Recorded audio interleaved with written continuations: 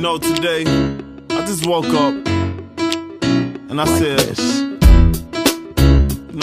instead of waiting on a good day, waiting around through ups and downs, waiting on something to happen, I just said... All right, and we are live. PinellasLive.com. Rob Barber, your digital mayor, coming at you today with my co-host Brett Vickers.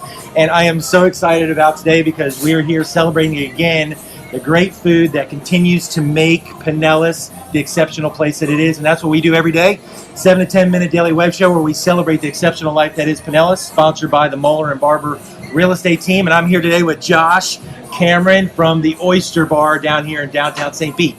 G'day guys, pleasure to be here. So if you already haven't figured this out, you're going to figure it out soon. He's from Australia, and so... Or Alabama. Exactly. Alabama. Just a short swim from Alabama. Right. Yeah. So we're here today, and let's see, we got a few viewers on, and we got some great food here. So we're going to learn all about the Oyster Bar today. We're going to learn about Josh. We're going to learn about who knows what, but we're going to have a good time for the next 7 to 10 minutes, so hang out. So Josh, thanks again.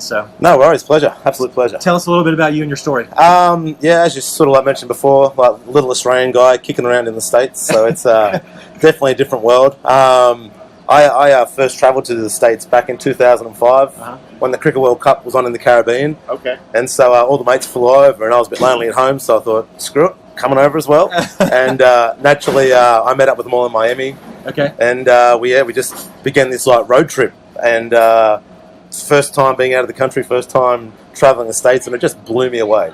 Just blew me away. And so ever since then, I've always had this like I guess a little fascination with the States. And then it wasn't until the second trip that I came back over and worked at a summer camp up in Michigan was when I was like, you know what, that's it. I want to be a part of this. I want to jump on in, and that's when I decided, hey, I'm going to try and buy a bar in America. So you basically just packed everything up and said, that's it? Yeah, to a degree. It was so weird because, like, naturally, I don't know if anyone's been to a summer camp or worked in a summer camp, but it's a different world, and I think you're working for like $1 a day, so it's hard living, but it was good fun. But that's when I kind of fell in love with American culture, whether it was the social aspects of it or the traveling or the people you met. It just blew me away. But strangely enough, at the summer camp, I met a couple of folks that lived in Dunedin and Palm Harbor, and they were like, have you been to Florida? And I was like, well, as a matter of fact, we smashed Florida. We went from like the Keys all the way up the East Coast. Yeah. And they're like, you missed out on the best bit. And I'm like, what are you talking about? And they're like, you got to come down and check out like the Tampa Bay area. And when I like came to town, it was like one of the very few places in the US that kind of had that unique vibe. Yeah. And it kind of like blew me away. And then even after traveling there, I always sort of said there'd only be a few places in the US that I could live in, and Saint Pete was definitely like on the top of that list. The word vibe comes up all the time when we talk to everyone about why they want to do business here, why they're here, and everything else. So that's a cool story, man. No, absolutely. It was just and like especially like seeing a lot of the country too. Yeah. To be able to like say like just all in, like hands in, like I'm just all about Saint Pete, and it's actually weird meeting a few of the locals. Yeah. And they're like, oh, I think about moving away. And I'm like, oh, don't worry about it. I moved halfway across the world to be here. I'm like, you hit the jackpot. You know what I mean? Like, stay put. Yeah, exactly. Yeah. Well, thanks for telling a little bit. So let's talk a little bit about the food. Let's talk about the Oyster Bar. I mean, for sure. I mean, why should people? I mean, I'm being blown away by what's on the table. Awesome Sunday. Sunday brunch is wild. If you get out of bed early on a Sunday, that's for sure. Yeah. That's if you call like 11 a.m. early. No, like to me.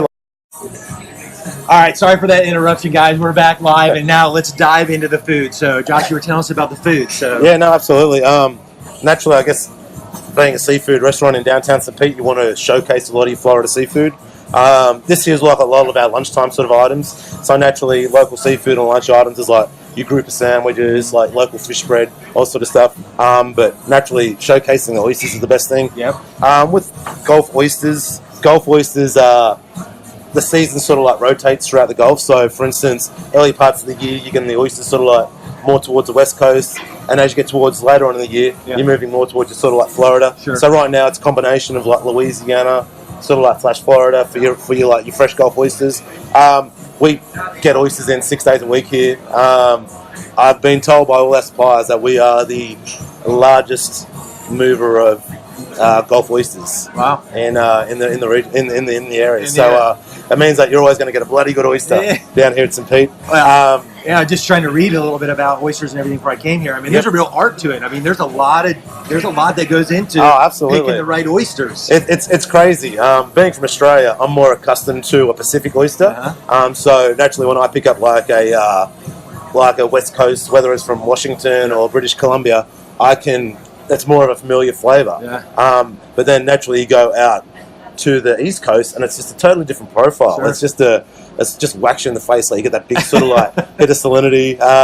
And then naturally you got your Gulf oyster, which it's weird here because we get a lot of people from like Massachusetts, which are like best oysters in the world. A lot of people from like the West Coast, best oysters in the world, and they come in our Gulf oyster. And here, this is our local oyster. For them, it's like a boutique oyster, and so they just start gobbling it up. But for the oysters, the Gulf can be known as a little bit more of a Moeller oyster, but also too we do have a very plump, very full. Gotcha. Sort of oyster, so it's definitely good fun.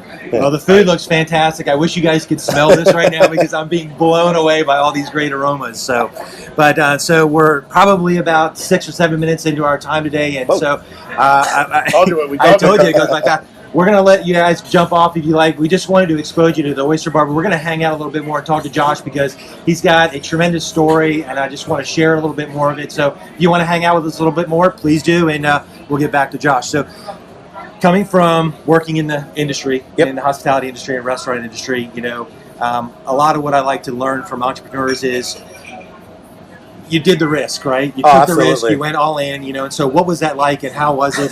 Well, the scarier element for me too was actually coming from a foreign country. Yeah, exactly. And so naturally I had to learn a little bit more than the sort of like common American going into business over here, because at the end of the day you want to make sure that you're going to survive and be here to sort of like wave the flag, especially when you're going all in. Naturally everyone talks about like having that sort of like backup cash to get through like rainy days and all sort of stuff. The process of going through immigration and dealing with brokers and all sort of stuff actually extended the time it took to come over here, and so I had to deal with like the fluctuations in like the Australian dollar and all sort of stuff, and by the time I was able to like jump all in, I was like, oh no, the dollar's decreased by 5%, and it made a difference. Yeah, absolutely. And so I knew the second that I came and opened these doors, I was swinging the bat. I was like, we got to start doing it right from day one. We got to start building from day one, and still swinging to this day. So it's exactly. But it's I wouldn't trade it for the world. That's awesome. Well, that's great. Well, you not only are the owner proprietor here, but you also expanded to next door. So you got next door. And so what are the plans? What's 2017 look like? Where are we going? I like it. My background is I'm a little bit more of a bar background than I do like full sort of like scale restaurants. And so next door, stack of floor space, which I'm really excited about, and just going to give like pizza a little bit more of a freshen up, a little bit more of a spruce. Nice. But it's so weird because like just being in downtown St. Pete, people are just so open to trying new things, but also supporting local business. So next door, I'm hoping to extend on what Fortunato's has already sort of like been, which is kind of a like late night grub. Also like sort of like take care of lunch, but I'm hoping to sort of like fill in the gap between like lunch and dinner service and late night, where we can keep putting on a good show and hopefully get that place filled up. That's awesome. All right, I got a new promotion for you. Yep. You ready? I'm all in. Once a month, we're going to come down and drink cans of Foster's with the owner. How can you beat that? Well, it's crazy. You guys have those big oil cans over there. Yeah, right. Big oil cans with an Australian guy. How can you beat that? You know what the worst thing is? Sad story. I had my first Foster's in Boston. I'm like, how the hell that we just don't drink it in Australia. It's like the whole Mexican Corona. Yeah, exactly. And like, and I was like, all of a sudden, like someone's from Foster's at me.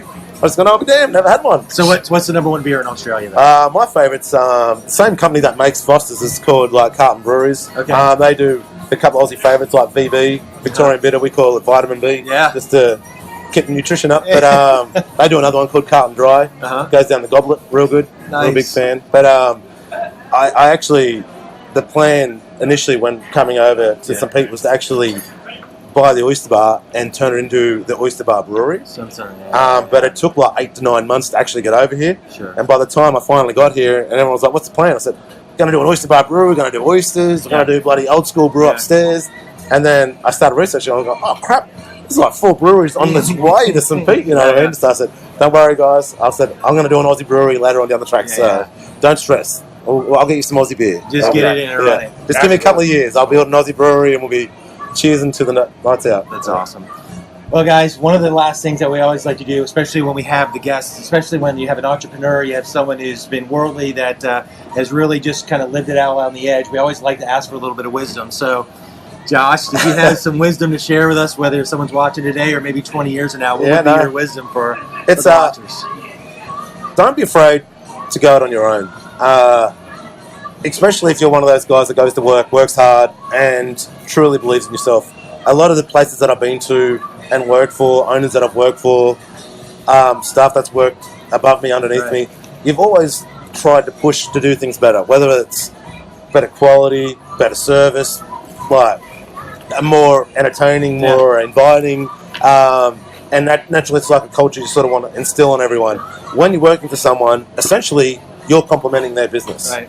When you go out and do it on your own, it's your benchmark. It's your Starts integrity. Exactly. Yeah, with you. And so without biting that bullet going into business, it's very sort of a hard thing to do. Right. But I was fortunate because I worked at a lot of bars back in Australia where even just working for them, they handed me the reins to make their place better. Yeah. And so I was able to sort of almost experiment and kind of fine-tune on somebody else's dime, which it's a little bit more reassuring. Sure. But at the same time too, like if you truly do believe that you got the right integrity, the right level of dedication, definitely don't hesitate. Well, they wouldn't have given you those reins if you didn't have the chops to do it. True. Right? And, exactly. And you got to prove yourself too. No one sort of like writes you a blank check these days. Like you need to put in the hard work. You do But lead by example and good things will happen. So that's awesome. Yeah. Well, that's our time today with Pinellas Live, and I really enjoyed the time getting to know you a little bit. So it's been awesome. And Brett, thank you for getting this all together. But guys, share this story because not only is it a great place, but it's also a great story. We need to continue to push the positive in the exceptional place that Pinellas is by taking chances, working hard, being positive, and most of all, just loving on each other and building that community. And I see you're a perfect example. All in. One of my weirdest things. Started to make the 5-minute ad a 10-minute ad. Yeah. But like we meet people that come to like Saint Pete just as a tourist. Yeah. And they start asking questions about the city. And I've seen on probably more than 10 occasions people that we've met that are actually here 3 months later going, we moved here. This is it. Yeah, this is it. We moved here. And I'm like, well, welcome to town. Like, and it's crazy. Like all the time. It's just amazing. Awesome. Yeah, it's.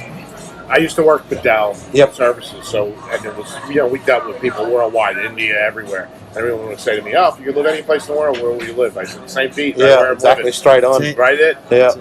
When I was back home, my hairdresser, mum's hairdresser actually, she had to ring up some helpline and got like an American call center. And she's like, "Oh, where are you at?" And she's like, "Oh, Florida." She's like, "Oh, mate, I got a friend in Florida in St. Pete." She's like, "Oh, I'll be damned, I live in St. Pete." You know what I mean? And like here, this hairdresser in Australia is calling Garage Girl, shout out.